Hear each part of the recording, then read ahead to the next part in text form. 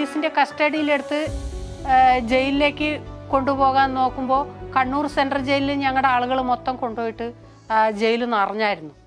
പിന്നെ ഇവിടെ വയനാട്ടിലെ ബൈത്തിരി ജയിലിലും ആളുകളെല്ലാം നിറഞ്ഞു. അതുകൊണ്ട് ഈ ബൈത്തിരി ജയിലിലും കണ്ണൂർ ജയിലിലും സൗകര്യം ഇല്ലാത്തതുകൊണ്ട് പിന്നെ ഞങ്ങളെ കൊണ്ടുപോയത് കോഴിക്കോട് ജയിലിലേക്ക്. അപ്പോൾ അങ്ങനെ സ്റ്റേഷനിൽ ഒരു രാത്രി സ്റ്റേഷനിലിട്ടു. ഒരു രാത്രി അവിടെ സ്റ്റേഷനിൽ ഭീകരമായിട്ടുള്ള മർദ്ദനം ഉണ്ടായി. അതിനുശേഷം രാവിലെ 7 മണിയായപ്പോൾ മജിസ്ട്രേറ്റിൻ്റെ അടുത്ത് കൊണ്ടുവന്നിട്ട് അയാളുടെ ചേംബറിൽ ഹാജരാക്കിയിട്ടാണ് കൊണ്ടുപോയത്. അപ്പോൾ അവിടെ വരുമ്പോൾ എൻ്റെ മുഖമെല്ലാം ഇങ്ങനെ വല്ലാതെ നീര് വെച്ചിട്ടുണ്ടായി. അപ്പോൾ മജിസ്ട്രേറ്റ് അവിടെ നിന്ന് ചോദിക്കുന്നുണ്ട്, നിങ്ങളുടെ മുഖമൊക്കെ എന്താ ഇങ്ങനെ നീര് വെച്ചിരിക്കുന്നത്? അപ്പോൾ ഞാൻ പറഞ്ഞു, പോലീസിൻ്റെ ഭീകരമായിട്ടുള്ള മർദ്ദനേറ്റിട്ടാണ് ഇങ്ങനെ മുഖമെല്ലാം നീര് വെച്ചിരിക്കുന്നത്. നിങ്ങൾക്ക് എന്തെങ്കിലും പറയാനുണ്ടോ എന്ന് എന്നോട് ചോദിച്ചു. അപ്പോൾ ഞാൻ മജിസ്ട്രേറ്റിനോട് പറഞ്ഞത്, ഇവിടെ നടന്ന മുഴുവൻ കേസിൻ്റെ കുറ്റവും ഞാൻ ഏറ്റെടുത്തോളാം. ഞങ്ങളുടെ മറ്റുള്ള ആളുകളെ അറസ്റ്റ് ചെയ്തവരെല്ലാം വെറുതെ വിട്ടയക്കണം. മുഴുവൻ കേസും എൻ്റെ പേരിലാക്കിക്കോ, എന്നിട്ട് എന്നെ ജയിലിൽ കൊണ്ടുപോയിക്കോ, ബാക്കിയുള്ള ആളുകളെല്ലാം നിരുപാധികം വിട്ടയക്കണം എന്ന് പറഞ്ഞു. പക്ഷേ മജിസ്ട്രേറ്റ് അത് രേഖപ്പെടുത്തുകയും ചെയ്തില്ല. പോലീസിൻ്റെ മർദ്ദനമാണ് ഈ മുഖമെല്ലാം വീർത്തതെന്നൊക്കെ പറഞ്ഞിട്ട് അതും മജിസ്ട്രേറ്റ് രേഖപ്പെടുത്തിയിട്ടില്ല അന്നത്തെ ഇതിൽ. അത് കഴിഞ്ഞ് ഞങ്ങളെ കോഴിക്കോട് ജയിലിലേക്കാണ് കൊണ്ടുപോയത്. ആ ജയിലിൻ്റെ പുറത്തോട്ട് ഒരുപാട് ആളുകളുണ്ടായിരുന്നു. അപ്പോൾ മീഡിയക്കാരും ഉണ്ടായിരുന്നു. അപ്പോൾ മീഡിയക്കാരെന്നോട് ചോദിച്ചു, നിങ്ങൾ ഇനി ജയിലിൽ നിന്ന് പുറത്തിറങ്ങിയാൽ ഇനിയും സമരത്തിന് പോകുമെന്ന്. അപ്പോൾ ഞാൻ പറഞ്ഞു, ഞങ്ങൾക്ക് സമരത്തിന് പോകാതെ വേറെ മാർഗ്ഗമില്ല. അതുകൊണ്ട് ജയിലിൽ നിന്ന് പുറത്ത് വരുന്നതേ സമരത്തിലേക്ക് പോകാൻ വേണ്ടിയിട്ടാണ് വരുന്നത്, ജയിലിൽ നിന്ന് പുറത്തേക്ക് വരുന്നത് എന്ന് തന്നെ അവരോട് പറഞ്ഞു. പിന്നെ ഈ ജയിലിൽ കൊണ്ടുപോയ ശേഷം 1 മാസത്തേക്ക് ആരെയും കാണാൻ അനുവദിച്ചിട്ടില്ല. നമ്മളെ വന്ന ആളുകളെ മൊത്തം അവർ തിരിച്ചയക്കുക ചെയ്തത്. ഒത്തിരി ആളുകൾ അതിൻ്റെ ഇടയിൽ വന്നിരുന്നു കാണാൻ വേണ്ടി. അപ്പോൾ ആരെയും അവർ കാണാൻ അനുവദിച്ചില്ല. 1 മാസത്തേക്ക് കാണാൻ പക്ഷേ 1 മാസത്തേക്ക് അവർ കാണാൻ അനുവദിക്കാത്തതിൻ്റെ ഉദ്ദേശം എന്താണെന്ന് എനിക്ക് അതിന് ശേഷമാണ് പിന്നെ മനസ്സിലായത്.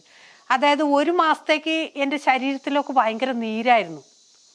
ഈ ശരീരവും കൈയും കാലും എല്ലാ സ്ഥലവും ഭയങ്കരമായിട്ട് കറുത്ത പാടുകളായിരുന്നു. ഈ അടി കൊണ്ട് രക്തം കല്ലിച്ചതായിരുന്നു അതെല്ലാം. അങ്ങനെ ശരീരം നീരും ഈ രക്തം കല്ലിച്ച ഈ കറുപ്പ് പാടുകളുമായിരുന്നു. 1 മാസം കഴിഞ്ഞതിന് ശേഷം അത് കുറഞ്ഞത്. അപ്പോൾ എന്നെ ഏറ്റവും ആദ്യമായിട്ട് ജയിലിൽ കാണാൻ വരുന്നത് കോഴിക്കോട് ജില്ലയിലുള്ള വാസുവേട്ടനായിരുന്നു. ഗ്രോ വാസുവേട്ടനാണ് കാണാൻ വന്നത്. വാസുവേട്ടൻ പല പ്രാവശ്യം വന്നിട്ട് കാണാൻ അവർ സമ്മതിച്ചില്ല. പിന്നെ 1 മാസം കഴിഞ്ഞപ്പോൾ കാണാൻ സമ്മതിച്ചു. അങ്ങനെ വാസുവേട്ടൻ വന്ന് കാണുമ്പോൾ ശരീരവും എല്ലാ സ്ഥലവും ഇങ്ങനെ ഭയങ്കരമായിട്ട് നീര് വെച്ച് ശരീരം മൊത്തം ഇങ്ങനെ കറുത്ത പാടുകളുമായിരുന്നു. അപ്പോൾ വാസുവേട്ടൻ അവിടുത്തെ സൂപ്രണ്ട് നല്ലൊരു സൂപ്രണ്ടായിരുന്നു. സൂപ്രണ്ടിനോട് പറഞ്ഞു. എന്നിട്ട് സൂപ്രണ്ടിന് സമ്മതം മേടിച്ചിട്ട് വാസുവേട്ടൻ കുറേ കുഴമ്പ് കൊണ്ടു തന്നു.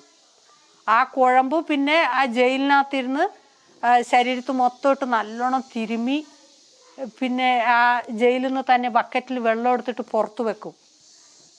അത് വെക്കുമ്പോൾ അത് ചൂടാവും. അങ്ങനെ ആ വെള്ളം ബക്കറ്റിലെടുത്ത് പുറത്ത് വെച്ചിട്ട് അത് വെയിലിൻ്റെ ചൂടിന് ചൂടാവുമ്പോൾ ഈ കുഴമ്പിട്ട് തിരുമ്പി ആ ചൂടുവെള്ളത്തിൽ കുളിച്ച് ഒരു 2 ആഴ്ച അങ്ങനെ ചെയ്തതിന് ശേഷമാണ് നീര് മൊത്തം കുറഞ്ഞത്. അതുവരെ നീരൊന്നും കുറഞ്ഞില്ല. ശരീരത്തിൽ നീരിങ്ങനെ വല്ലാതെ ഈ കറുത്ത പാടും ഉണ്ടായിരുന്നു.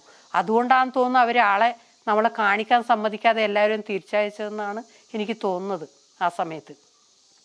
പിന്നീടാണ് വാസുവേട്ടൻ വന്ന് കണ്ടു ഇങ്ങനെയല്ല ഇത് കഴിഞ്ഞ്. അതിനുശേഷം പിന്നെ വരുന്നത് അരുന്ധതി റോയി ആയിരുന്നു. അരുന്ധതി റോയി നേരിട്ട് വന്നു. പിന്നെ ജയിലിനകത്ത് വന്നു. ഗീതാനന്ദനെ എന്നെ നേരിട്ട് കണ്ടു സംസാരിച്ചു. എന്തൊക്കെ കാര്യങ്ങളാണ് എന്നുള്ള രീതിയിലൊക്കെ ചോദിച്ചു. ആ കാര്യങ്ങളെല്ലാം നമ്മൾ പറഞ്ഞു അരുന്ധതി റോയിയോട്. അപ്പോൾ അരുന്ധതി റോയി ജയിലിൽ വന്ന് നമ്മളെ കണ്ട് പുറത്തിറങ്ങിയതിന് ശേഷം പിന്നീടാണ് ആളുകളെ കാണാൻ വേണ്ടി വിടാൻ അവർ തുടങ്ങിയത്. അതുവരെ ആരെയും കാണാൻ വിടാൻ സമ്മതിച്ചിട്ടില്ല. വാസുവേട്ടൻ മാത്രമേ വന്നിട്ടുണ്ടായിരുന്നുള്ളൂ. പിന്നെ അരുന്ധതി റോയ് വന്നതിന് ശേഷം പിന്നെ മീഡിയ ഒക്കെ നമുക്ക് അനുകൂലമായിട്ട് എഴുതാൻ തുടങ്ങിയത് അരുന്ധതി റോയ് വന്നതിന് ശേഷം. അതുവരെ നമ്മളെന്താ ലോകത്തില്ലാത്ത വലിയ തീവ്രവാദിയാണ്. അതാ ഞാൻ പറഞ്ഞത്, ആ തീവ്രവാദികൾ നോക്കിയാൽ അവരുടെ നോട്ടത്തിൻ്റെ രശ്മി നിങ്ങൾ പറച്ചാൽ നിങ്ങൾ മരിച്ചു പോകും എന്നുള്ള ആ രീതിയിലുള്ള ഒരു ഭീകര അന്തരീക്ഷമായിരുന്നു ശരിക്കും അതിനകത്ത് കാണിച്ചിരുന്നത് അവർ. മാധ്യമങ്ങളും എല്ലാവരും തന്നെ ആ രീതിയിലുള്ള ഒരു ആറ്റിറ്റ്യൂഡായിരുന്നു. അരുന്ധതി റോയ് വന്ന് മീഡിയമങ്ങളെ കണ്ട് സംസാരിച്ചതിന് ശേഷമാണ് പിന്നെ മാധ്യമങ്ങളിൽ തന്നെ ഒരു മാറ്റം ഉണ്ടായത്. അതുവരെ മാധ്യമങ്ങളിൽ മാറ്റം ഉണ്ടായിട്ടില്ല. ഞാൻ ഈ മാധ്യമങ്ങളെല്ലാം നടന്നത് പിന്നെ ഈ ബാസുവേട്ടൻ 1 മാസം കഴിഞ്ഞിട്ട് ആ സമയത്ത് നടന്ന മുഴുവൻ മാധ്യമങ്ങളും ജയിലിൽ കൊണ്ടു തന്നിട്ടുണ്ടായി. അപ്പോൾ അവിടുന്ന് വായിച്ചപ്പോഴാണ് ഇങ്ങനെയൊക്കെയാണ് ഇതിനകത്ത് നടന്നതെന്നുള്ളത് എനിക്ക് തന്നെ ബോധ്യപ്പെട്ടത്. അപ്പോൾ അങ്ങനെ വളരെ ഭീകരമായിട്ടുള്ള എൻ്റെ അഭിപ്രായത്തിൽ അങ്ങനെ ആരും മർദ്ദനം ഏറ്റിട്ടുണ്ടാവില്ല എന്ന് തോന്നുന്നു. അത് ഇപ്പോൾ നമുക്കറിയാം, കേരളത്തിൻ്റെ ചരിത്രം തന്നെ സമരത്തിൻ്റെ ചരിത്രമാണ്. കേരളത്തിൽ എല്ലാ കാലത്തിലും ആളുകൾ സമരം ചെയ്തിട്ടുണ്ട്. ഈ സമരം ചെയ്തപ്പോഴൊന്നും കാണിക്കാത്ത പോലീസിൻ്റെ ഒരു മൂന്നാം മുറ രീതി ഈ മുത്തങ്ങ സമരത്തോട് അവർ കാണിച്ചു എന്നുള്ളതാണ്. അത് വംശീയമായിട്ട് ഈ ആളുകളെ തകർക്കുന്നതിന് വേണ്ടി തന്നെ അവർ ചെയ്തതാണ് ശരിക്കും. എന്നിട്ട് പോലീസ് പരാജയപ്പെടുകയാണ് ചെയ്തത്, ഈ ആളുകൾ പരാജയപ്പെട്ടിട്ടില്ല എന്നുള്ളത് തന്നെയാണ്.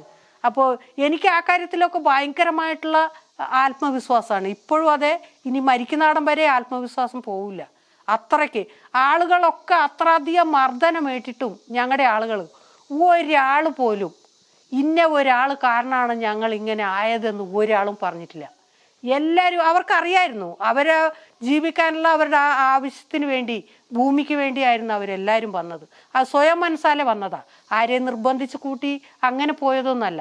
അതുകൊണ്ട് തന്നെ ആളുകൾക്ക് ആർക്കും ആരെയും കുറ്റം പറയാൻ പറ്റില്ലായിരുന്നു. അതുകൊണ്ട് അവരവരുടെ ഞങ്ങൾക്ക് ജീവിക്കാൻ വേണ്ടി, ഭൂമിക്ക് വേണ്ടിയാണ് ഞങ്ങൾ വന്നതെന്ന് തന്നെ എല്ലാവരും അഭിപ്രായം അങ്ങനെ തന്നെയാണ് പറഞ്ഞത്. അപ്പം ഞാനത് മറ്റു സമരങ്ങളിലൊക്കെ ഇങ്ങനെ ഒരു മർദ്ദനമുറ പ്രശ്നങ്ങൾ വരുമ്പോൾ സ്വയം തടി രക്ഷപ്പെടാനെങ്കിലും ആളുകൾ എന്തെങ്കിലും നുണ പറഞ്ഞിട്ട് മാറുന്ന ഒരു സംഭവം മറ്റ് സമരങ്ങളിലൊക്കെ കണ്ടിട്ടുണ്ട്. പക്ഷേ ഈ ആദിവാസികളുടെ ഈ സമരത്തിൽ ആ ഒരു സംഭവമേ ഉണ്ടായിട്ടില്ല. മണ്ണിനെ എങ്ങനെ നമ്മൾ വിശ്വസിക്കുന്നോ അതുപോലെ ഈ മനുഷ്യനെ വിശ്വസിക്കാമെന്നാണ്. അതിലൂടെ നമുക്ക് തന്നെ ഒരു പാഠമായിട്ടാണ് ശരിക്കും അത് എൻ്റെ ഒരു അനുഭവത്തിൽ എനിക്കുണ്ടായത്.